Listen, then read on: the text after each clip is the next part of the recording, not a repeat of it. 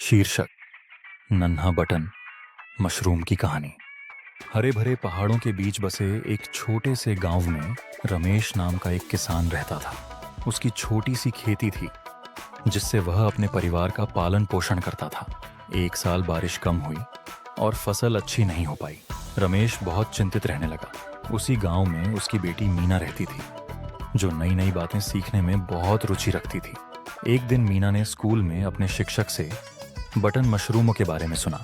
शिक्षक ने बताया कि बटन मशरूम कम जगह में, कम समय में और कम पानी से उगाए जा सकते हैं और यह सेहत के लिए भी बहुत लाभकारी होते हैं।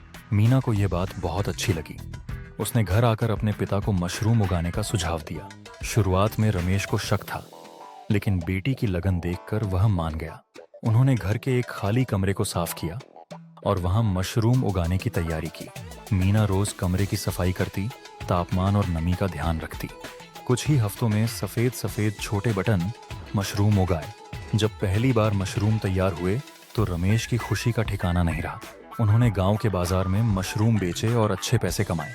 गांव के लोग भी हैरान थे कि इतनी कम जगह में इतनी अच्छी कमाई कैसे हो रही है। धीरे धीरे रमेश ने मशरूम की खेती बढ़ा दी। अब उसकी आर्थिक स्थिति पहले से बहुत बेहतर हो गई थी। मीना को गर्व महसूस हुआ कि उसकी सीख से परिवार की जिंदगी बदल गई। तरह नन्हे से बटन मशरूम हार रमेश के घर में खुशहाली ला दी।